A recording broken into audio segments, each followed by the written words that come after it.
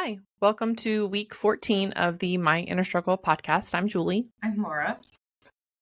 Welcome. This is our take two, actually. Yes. And Take one, not so good. No, not so good. But I really love it when you open. And I think this is forcing you outside your comfort zone. So It that makes me really it excited. does a little bit, yes. So, how was your weekend? It was good. I was going to say that a lot of what I want to talk about for my weekend has to do with the topic that we have Okay. on, but I spent a lot of time outside and I have like 7 million bug bites on my legs right now. Same. So much that in the middle of the night, I wake up scratching my legs and right now they itch. Yeah. Frankly. Yeah. No, we played a really intense wiffle ball tournament on Sunday. And not only did I get multiple bug bites all over my legs, but I also have really sore arms. I'm like, it was just a wiffle ball bat. Wiffle ball. Yeah, but you know what? When I play to win, which Yes, my team didn't, and that was tough. It was really tough. Was there like a prize involved or anything? Just being the winner is the prize for me. Yeah, because it was two high school boys, a junior and a sophomore, and then it was they versus just the two of them on one team. It was me, another mom, a dad, my son, and then like three little kids, and you guys lost? They beat us by 2 runs. Yeah. So, I can't believe I admitted that out loud, but they do both play baseball for high school. So, I'm going to say that they're just really excellent. But yeah, no. So I hear you on the bug bites, and it's about 100 degrees in this office today. So I feel like that's really the AC is not functioning. But hopefully it will be tomorrow. So maybe next week we'll be like wearing parkas because we're going to be so cold. I'm just going to use the air conditioning to just use the air conditioning. I'll look forward to that. I'll bring my mittens. Last week we were melting in here too. We were. Actually, it might have been the last few weeks. Yeah. No. But anyway. So yeah. That's okay. So this week we are talking all about simplifying your life, right? What does it look like? How do you do it? What are some tips and tricks that we can do, or we can help you, that we can share with you? And basically, right, simplifying your life. What is that? It's just taking out all of the excess, all of the stuff that really doesn't matter, or the stuff that you kind of just, whether it's mentally kind of cluttering you up or physically cluttering you up, and it's just taking it all out. It's removing it, right? To make room for the things that matter, the things that you value. Right. Yeah. Just like in the podcast where we talked about creating space, right? And our brain dump, getting all that stuff out so that you can prioritize things, letting go of the bullshit. Yeah. Right. Getting all of that static out and not, holding on to it. Yeah. Not holding on to it because it's kind of a waste. Yeah. Really. Yeah. So, did you want to start with a quote, or are you working that into our conversation? I can absolutely start with a quote because I enjoy that. Yeah, I enjoy the quotes. It's actually, I always say, oh, it's a really good one, but duh, of course. It says, if it doesn't add value to your life, it doesn't belong in your life. Right. So if it doesn't add value to your life, it does not belong in your life. Right. And actually, I can piggyback right off of that. Because one of the things that I want to say is that everything that you do, every activity that you do, the people that you spend time with, the space, the energy, it's all associated with a value. Yeah. Right. And the value is your time. And if you associate your time as money, say, right, you'd be less apt to waste it. Right? Yeah. So if you view your hours as dollars, you spend a lot less time on the things that don't bring you joy or add to that. Right. No, that's a really great way of looking at it. And I think if a lot of people kind of took a step back and said, it's going to take me an hour to do this, and I really don't want to do it, versus if I had to, pay to do this, would I still be doing it, kind of a thing. Right. Yeah, I really like that. That's great. So this morning, I actually spent a considerable amount of time with a few small business owners, and I am like kind of talked out, quite honestly. I think you can kind of hear it in my throat. But I had 2 meetings that lasted 3 hours each. Me and the business owner, one-on-one for 3 hours, just talking and talking and talking. And both of them, it always winds up going for hours because we're all entrepreneurs and we have a lot to discuss. There's a lot of things that not everybody understands necessarily. That you're constantly going and creating, and not everybody's brains work quite the same way. So Right. you talk about the things within your business or your life, right, that you associate your time with a currency or as a currency. And we do all of these fun things like as entrepreneurs, but don't necessarily generate any income, but it's fun, so that's why you do it, and it's exciting.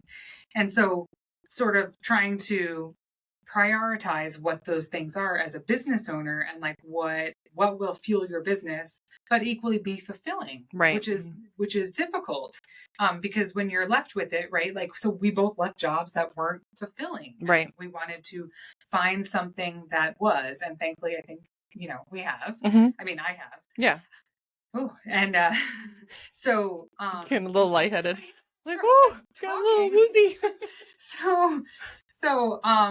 So anyway, so it's really focusing on the things that matter is where I was trying to get with that. Yeah. Because we have a lot of ideas and things that don't necessarily make us money, but bring us joy. So that is also a currency, the things that make you feel good and make you feel fulfilled. Right. That's important. You can prioritize those, even if those aren't the things that are making you money. It still fuels that other little pocket in life. Well, and I feel too, I mean, especially in the coaching world, right? In order to be a successful coach who can really talk to anybody, whether it's a business owner or, not a business owner, but maybe somebody who's a manager or whatever, you have to be self-assured and you have to be fulfilled yourself in order to be able to really, so with what you're saying, like to be able to find stuff that, yes, maybe it doesn't pay your bills, but it feeds your soul, kind of a thing. Yes, right? That's a really good balance. And that's like when we talked about finding things that fuel your passion. Right. And right. Was that last week or the week before? Oh, that was probably both weeks, quite honestly. Yeah. They sort of tied together. Finding the things that fuel your passion in life and focusing on those and not the static and the stuff that drags you down. And I think a lot of times people get lost in the static and the things that drag you down. So, so this weekend, right? So we've talked about all of these things in the podcast. And actually, I didn't even get to tell you yet, but today I figured out, because I am an entrepreneur, I'm a single mom, I'm a small business owner, and I'm doing a lot of these things myself. Right.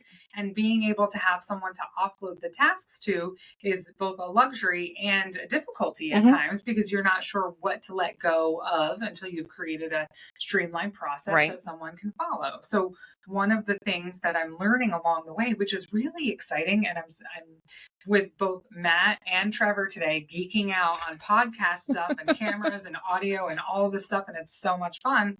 And as quickly as it comes, it goes. Is streamlining things. So in the YouTube channel, I was able to take all the podcasts and make them all together, like in an organized fashion. It's something that's been bothering me, if you can remember, since the beginning, because I couldn't figure it out, and it was hard to take the time to sit and figure it out while I have all of these other things going on around me, right? So part of what I wanted to talk about this weekend was we did the brain dump a few weeks ago, right? We got everything in our heads out on paper. If you haven't done the brain dump yet, download the PDF from myinnerstruggle.com and fill it out, and just print a couple if you need to, as many as you need to get everything everything out of your head and onto paper so that you can prioritize things. Well, again, I'm going to pull, I'm a homeowner. I have 3 kids. I'm a small business owner. I'm doing a lot of things, as we all are, right? So one of the things that I have like at home is like all of these organization projects. And I was on a really good routine a year ago, whereas like, say, the linen closet, I actually had on my to-do list quarterly to go through the linen closet. Okay. I have 3 kids. They take sheets out, everything falls out, they shove it back in. I know I'm not alone. And then it's like, I can't find a towel. So The linen closet was on my list. I didn't do that this weekend. However, I did lunge forward with many tasks that I had going on. I cleaned out my garden. I was working in the yard for hours. You had texted me. And you're like, hello? And I was in the garden. I left my phone inside because I was focused on my task. Yeah. Which is hard for me sometimes, quite honestly.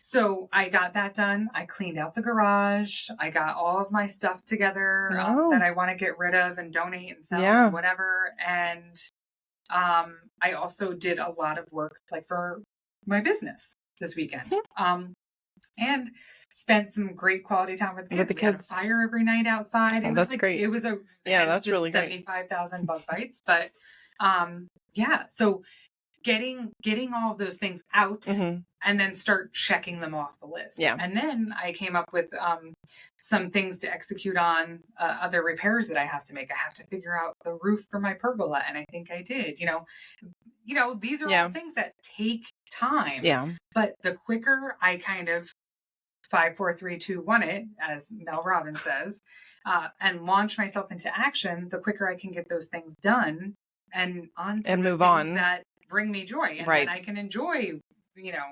Sitting under the pergola. Yes, exactly. And, and I like working out there. So not having shade kind of stinks in a way. Because like today would have been a beautiful day to sit out on the deck and work and do my million calls and stuff like that. Yeah. I was out by the pool all day. It's funny because my weekend was literally sitting in the middle of a lake on a boat. So sorry about that. I felt like almost. I was almost going to say the word slave, but it didn't. It felt really good. I felt like accomplished, like so accomplished. Yeah, by that's the end great. Of the weekend, and it wasn't like I neglected the kids. We were all working together. And then yesterday, I tore apart Evelyn's room. My 8-year-old, I swear, when they're 8, I know I'm not the only one. They're like legit hoarders. Yeah, like there's every little scrap of paper, gum wrapper. No, that's special. I wanted that or whatever. And well, maybe she's going to make some sort of really epic collage. You should see her room. But it turned out so great. We decluttered some things and then she had, I swear, there was probably like 60 bottles of nail polish. I don't buy it for her. I don't know where it came from. I know that she gets some things, for birthday and Christmas. And I know Emily's probably offloaded some nail polish and whatever. And so, she's split between my house and her dad's house. And so I'm like, okay, this is the container that you can have here. You decide what colors. So I separated them into colors. So this is part of, I'm segueing into decluttering. Right.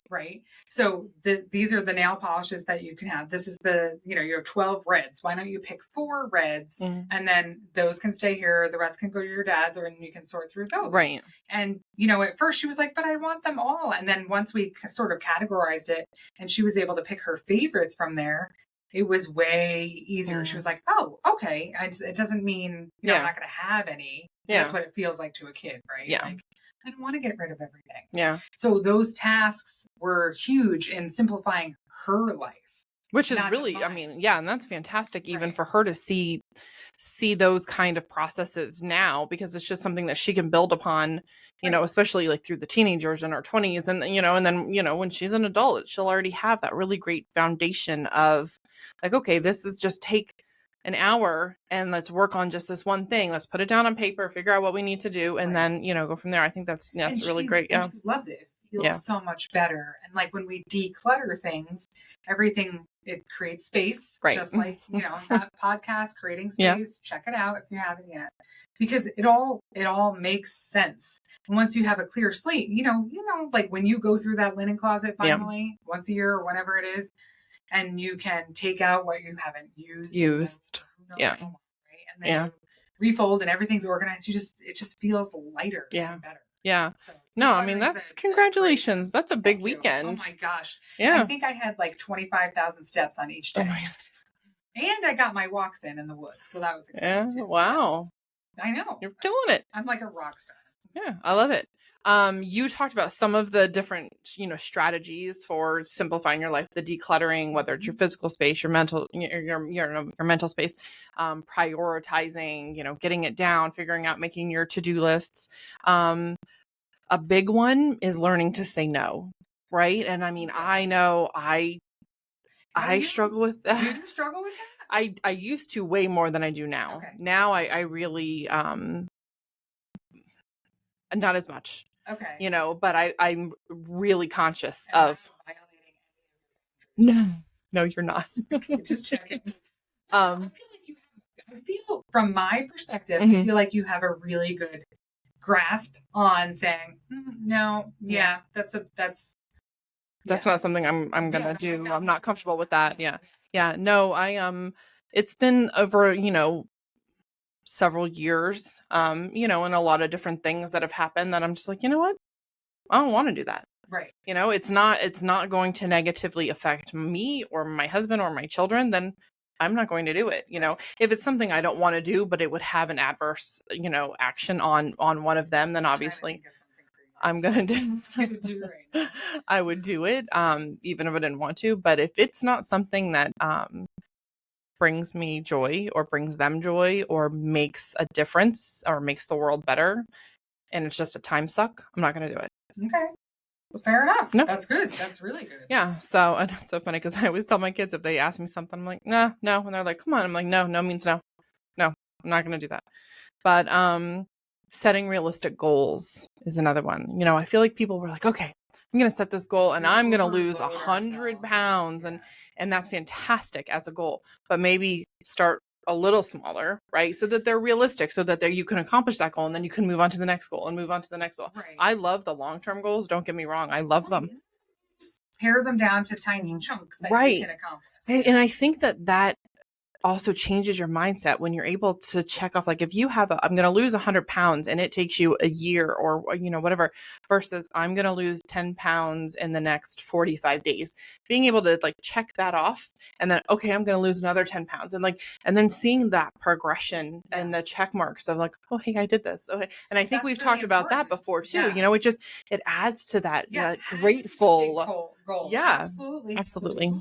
But when you can, and like when I was, when I first started the blog, actually, I remember I made this, it was like a board basically for my weight loss. Okay. And so I had taken this like string on a like a cork board? Yeah. Okay. And I had these like mini little clothespins, and I just had them from like crafts or something like that. And she stole them from Evelyn's room. Probably. Actually, well, no, she was born. Yeah. I'm like, wait, she wasn't born yet. So anyway, each week, if I lost a pound, I would move the clip off or onto another one. I forget exactly what it was, but I had this board with, it's so funny to think about because I had not thought about that board until this moment, but I had all these like motivational quotes on it and like pictures of me and actually Jen at the gym because we were doing this training thing. Right. I remember. Yeah. And I still have that picture of Jen hanging up like by my workout stuff, Jen and I. And so it's a visual thing. I did have this big goal of, 50 pounds or whatever it was, but I could see the progress week by week. Well, and it makes it so much more fulfilling. Right. And I also feel like it makes it more attainable. Yes. Because you can see the progress that you're already making with kids, right? Or your countdown at Disney or whatever it is. Yeah. Having something that you can track. Tangible and visual right in your face really helps. Yeah, absolutely. So I think, setting the realistic goals is a really great way to simplify because again, love the big goals, love those lifelong, I'm turning my life around goals, but all right, let's do our baby steps to how we're going to get there. Shameless plug right now? Yeah, shame away, girl. I actually, I'm really excited because another thing that I have been thinking about for a really long time has come to fruition. And my very first edition planner is out on Amazon now. So this is what it looks like. And then inside are different things that you check off. Right. So everything from, and you fill out the dates, so if you're going to skip a Sunday, like, because it doesn't, Sunday's your day to relax or whatever, and you're not keeping track of those to-dos that day, which I firmly believe that you should have a day off. And I think that's okay. But basically you'll enter the date, your things, the top 3 things on your to-do list, and then anything else that falls below that, your intention, tracking your water, your food, your mood. I love the intention one. Yeah. That's fantastic. What you're grateful for and all that. So again, it's on Amazon. It's the Laura Ferry Planner. And that's a 90-day planner. And that is something I feel pretty passionate about. Yeah. I mean, I am such a sucker for a paper planner, and I always have been. And just the fact that I can like fill in, the box, like with each water bottle that I finish is like huge for me, because I am often the one that will go all day drinking coffee and then not, drink any water. And that's so not good for you in any regard, your energy levels and, losing weight, getting healthy, and just taking care of your body, period. Go ahead. This is my water. It's ginormous. Right here. It's 40, and I probably drink probably 4 of them a day at least. Yeah.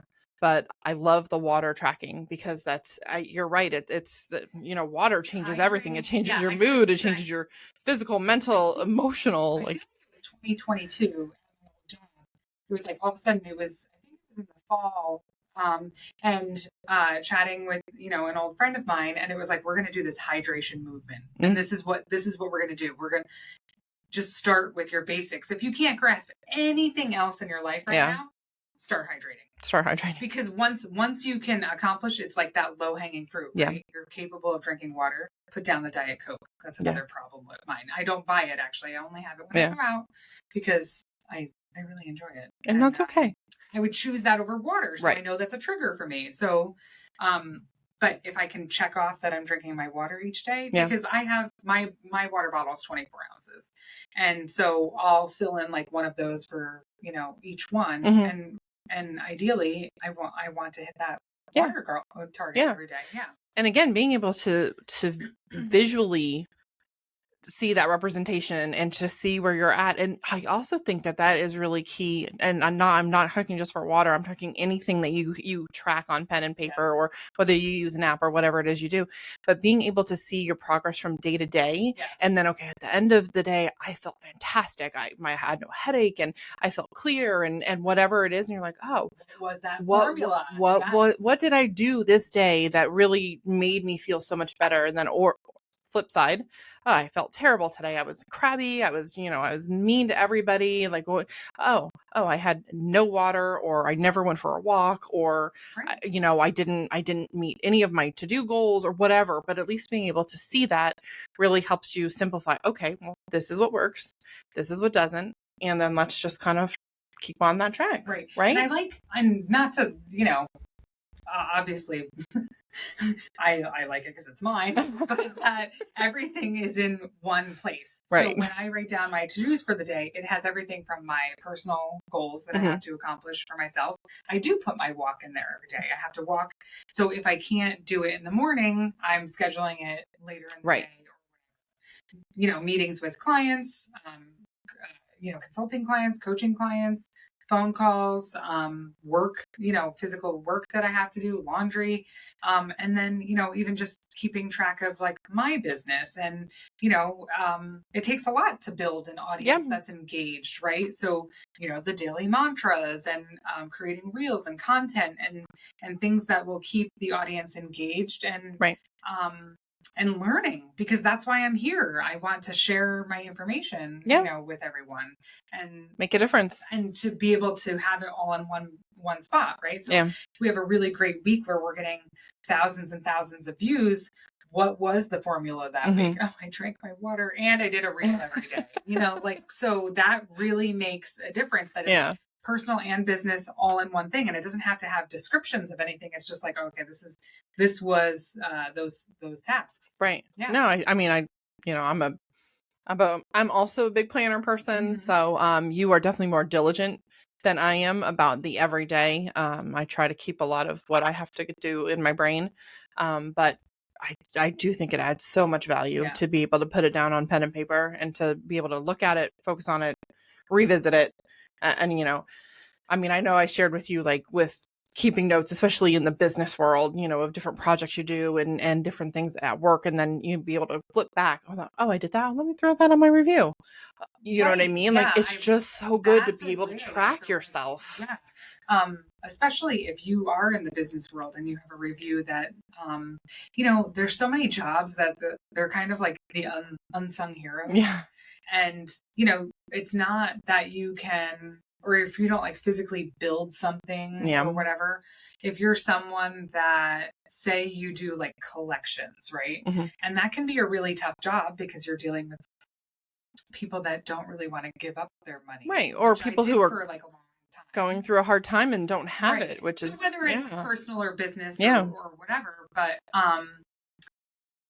there's no like big, like you might collect like the big win, but it's the same task every day. So sometimes it can feel mundane, but if you have some wins that you can write down for yourself and bring to like a review, I highly suggest that. No, I think absolutely. that's a really, really great idea. Or if you manage people and somebody really did something great, you're like, right? Like, I always kept a spreadsheet, and then I would be like, oh, on this day, so-and-so, I know, so-and-so did this. So that way, when it came to, performance review time for them, I was able to flip back and be like, oh, well, they did this fantastic, or, maybe not so fantastic, and we needed to redirect or whatever it looks like. Being able to go back and either look at your own accomplishments or somebody else's, but we're focused on your own because we want you to be the best version of yourself. So exactly. But no, I think that's great. We do. That's what we try to do. So I mean, those are just a couple of different tricks and tips and strategies.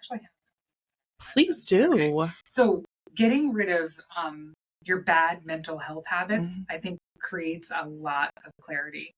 So when we've talked about talking negatively to yourself, got to turn it around. It's time. It's time to turn that around, or thinking negatively about other people, because really what you need to be looking at is the mirror and figuring out why it is that you're thinking negatively about someone else. What is it within you? Are you jealous?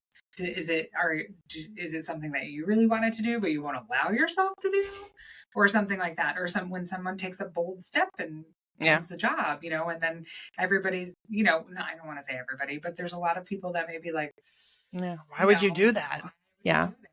Security.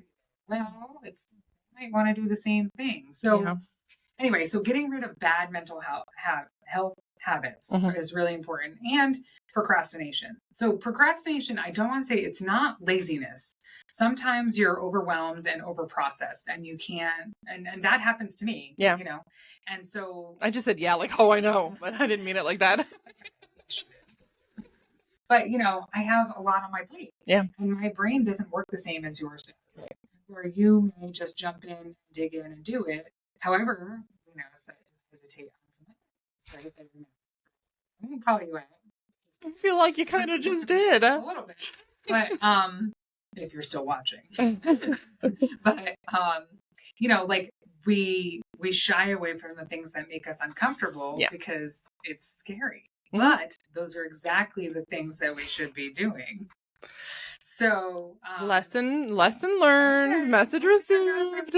But also cutting toxic people out of your life, period. And we've talked about that too. Also, I think that was in Creating Space, that episode. Is that you don't need the negative people in your life. No. And getting rid of them feels so good. Yeah. Like it creates so much more space for positive things to basically flood in. And one other thing that I want to say is taking charge of your money makes a big, big difference. I am a total finance nerd. No matter what, I actually have, both in my business and my personal life, I have my finances projected out. It's May 28th as we're recording this. Right? Yes. I have them projected out through the end of the year. That's great. And but it surprises a lot of people. They're like, oh my gosh, how could you, half the people don't even balance a checkbook, that we're going through our everyday, not knowing, we're swiping the card, we're going here, we're going there, and kind of having an idea in your head of like what's in there, or whatever.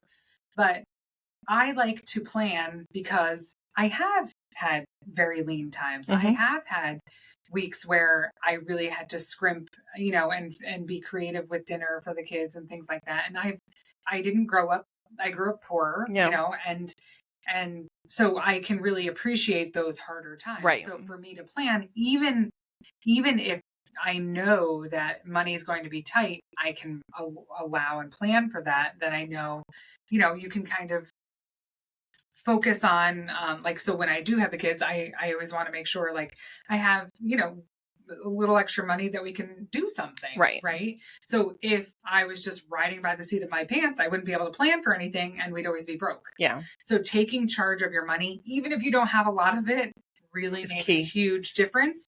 And when you always know how much is there, you can then set a goal, right, to create more income, right, set up a side gig or something like that. I've always done things like that, because when you diversify that income, it really helps. Yeah. But bottom line is that when you knowledge equals peace, I think, in some things. Okay. Sometimes we'll say ignorance is bliss, right?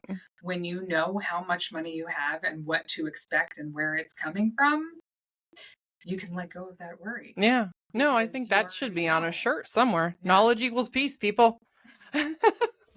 I feel like it should be. That actually phrase could be used for the toxic people, for all the other stuff. Absolutely. Like, you get taken advantage of less when you know. Yeah. When you have the knowledge. When you have the knowledge. Yeah. We should probably wrap up. Okay. Yeah, I know. This was really a lot of information. Yeah, absolutely. I really enjoyed this, and we swapped sides, so maybe this was kind of a cool thing here. So if you enjoyed this episode, if you're enjoying watching and learning from Julie and I, please share it with a friend, either on social media or just shoot a text, to your BFF and share the podcast. That would be great. And hit like if you enjoyed it, and send us a message if there's any topic that you want us to talk about, or if you have any questions or anything like that. Make sure you follow us on YouTube, the My Inner Struggle podcast. Check out the blog. There's a new blog posted every Sunday, and a new podcast comes out every Wednesday. What else? Follow us on Facebook, Instagram. Yep. Spotify. Did you say Spotify? And I missed it. Okay, Spotify. And then next week, I just want to say next week what we're doing. So next week we're working on not starting our tomorrows with what's left over from today. Yeah, I know you do, because you're a big nighttime, okay, what am I going to plan for tomorrow? So that I think it really helps sleep well too, when you're not like, oh, I forgot to do this. I forgot to do this. Yeah. Planning is key. So that's what next week is. Don't start your tomorrow with what's left over from today. Perfect. Yeah. Thanks for watching. We'll see you then.